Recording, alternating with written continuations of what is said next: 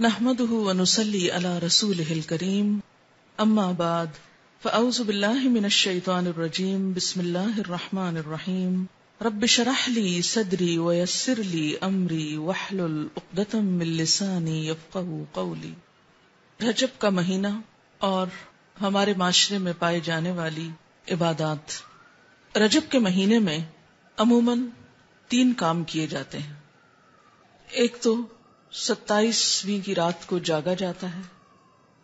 پھر اگلے دن روزہ رکھا جاتا ہے، رات کو جاگ کر عبادت کی جاتی ہے، اور اس کی وجہ یہ بتائی جاتی ہے کہ اس رات حضور اکرم صلی اللہ علیہ وسلم معراج پر تشریف لے گئے، اور روزہ اسی مناسبت سے ایک فضیلت کا کام سمجھ کر رکھا جاتا ہے۔ تیسری چیز جو اس مہینے میں عام ہے وہ کونڈے کرنا ہے، جن کو امام جعفر رحمت اللہ علیہ کے نام سے منسوب کیا جاتا ہے۔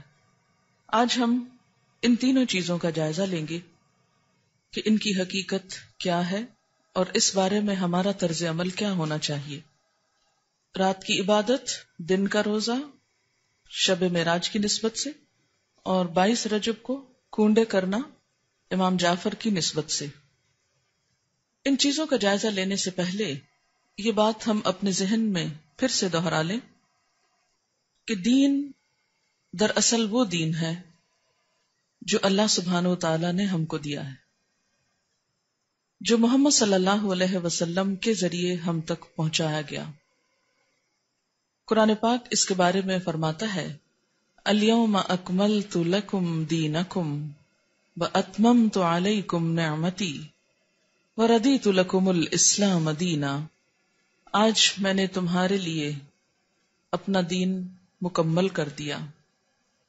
تم پر اپنی نعمت کو تمام کر دیا، اور تمہارے لیے دین اسلام کو پسند کر لیا۔ اس سے یہ بات پتہ چلتی ہے کہ دین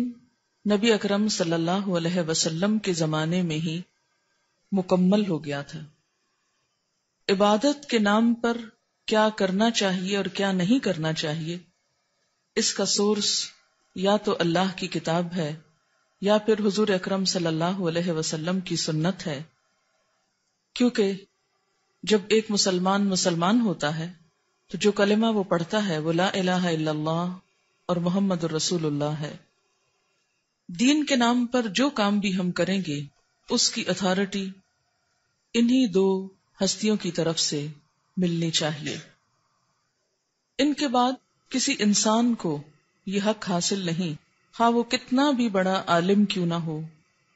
کتنا بھی ذہین کیوں نہ ہو، کتنا بھی سمجھدار کیوں نہ ہو، کہ وہ دین کے نام پر کوئی اور چیز انٹروڈیوس کرائے،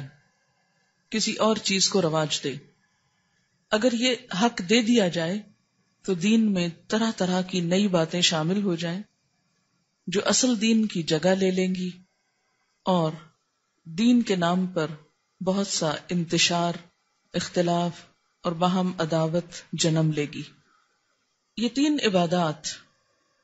رات کا جاگنا، دن کا روزہ، اور اس کے بعد 22 رجب کو امام جعفر صادق کے نام پر کچھ پکانا اور دینا، یہ تمام چیزیں حضور صلی اللہ علیہ وسلم کے دور میں موجود نہیں تھی۔ 27 رجب کی رات، جسے عموماً شب معراج کہا جاتا ہے،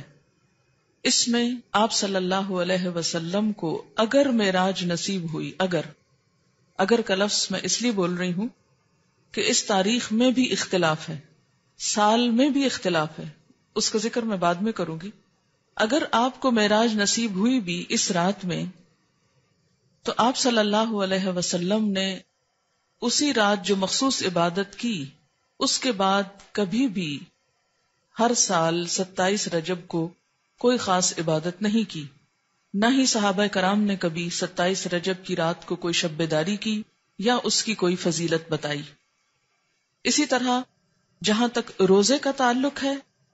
تو روزہ بھی سنت سے ثابت نہیں ہے، بلکہ اس کے برعکس روزے کے بارے میں کچھ روایات ایسی ملتی ہیں کہ جس میں روزے سے منع کیا گیا۔ مصنف ابن ابی شیبہ کی روایت ہے، حضرت زید بن اسلم رضی اللہ تعالی عنہ سے روایت ہے کہ رسول اللہ صلی اللہ علیہ وسلم سے رجب کے روزے کے بارے میں پوچھا گیا تو آپ نے فرمایا شعبان کے روزوں سے آپ بے خبر ہیں، یعنی رجب میں نہیں، اصل میں شعبان میں روزے رکھے جائیں گے۔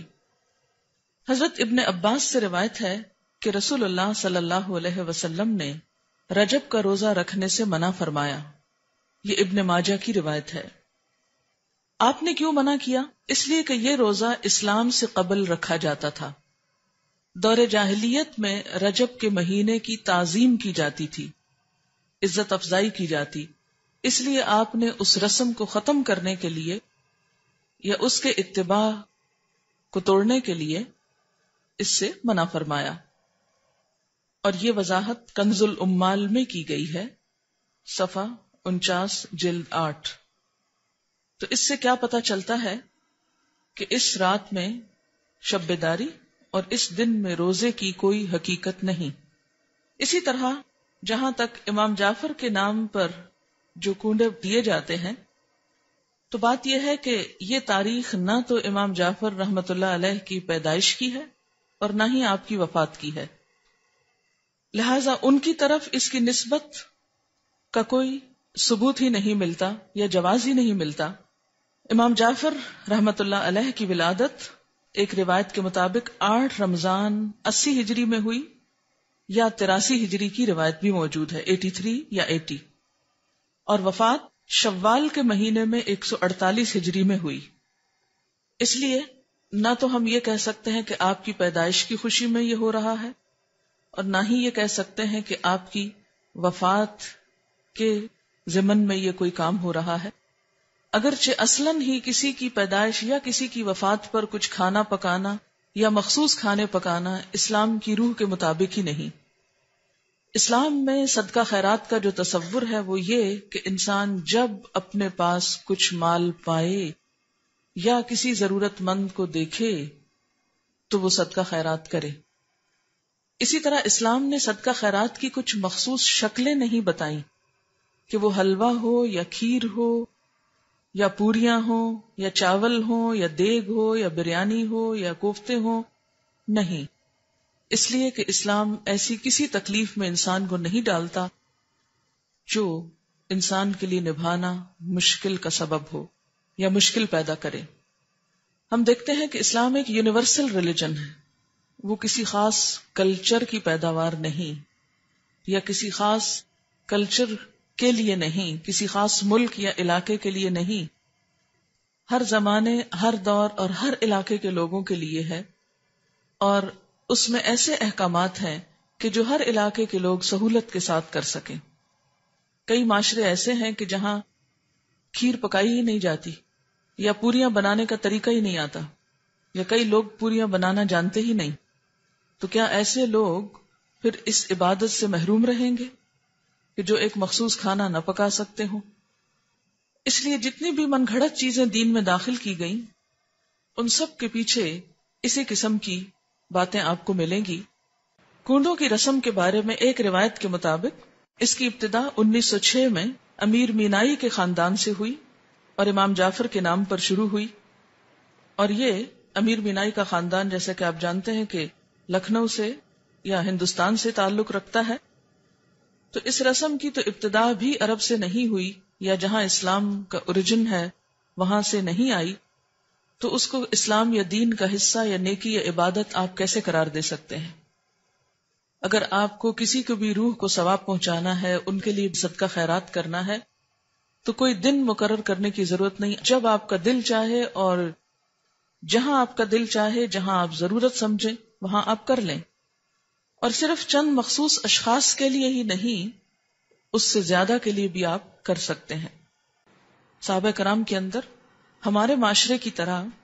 دن منانا، اینیورسریز اور اسی طرح برسی اور ولادت کے دن، یہ تمام چیزیں اس کلچر کا حصہ نہیں تھی، یعنی اسلامی کلچر کا۔ بیسیکلی اسلام میں جو اہم دن ہیں جیسے عیدیں ہیں یا مہینے ہیں، رمضان اور حج کا مہینہ ہے، یا اسی طرح کچھ اور مہینوں کی فضیلت ہے جیسے محرم کے روزوں کی فضیلت ہے، یا ذوالحج کے ابتدائی عشرے کے روزوں کی فضیلت ہے، یا شعبان کے روزوں کی فضیلت ہے، یا ہر مہینے 3 دن ایام 20 کے روزے کی بات آئی ہے، یہ دن تو شریعت نے خود مقرر کر دیے، لیکن اس کے علاوہ باقی چیزیں بعد کے دور میں پیدا ہوئیں، ان کو دین کا حصہ بنا لینا اور ان کے اوپر اس طرح پابندی سے عمل کرنا جیسے نماز کی پابندی کی جاتی ہے، تو یہ دین میں نئی روایات پیدا کرنے کے برابر ہوگا۔ وآخر دعوانا ان الحمد للہ رب العالمین۔ سبحانک اللہم وبحمدک، نشہد ان لا الہ الا انت، نستغفرک ونتوب الیک۔ والسلام علیکم ورحمۃ اللہ وبرکاتہ۔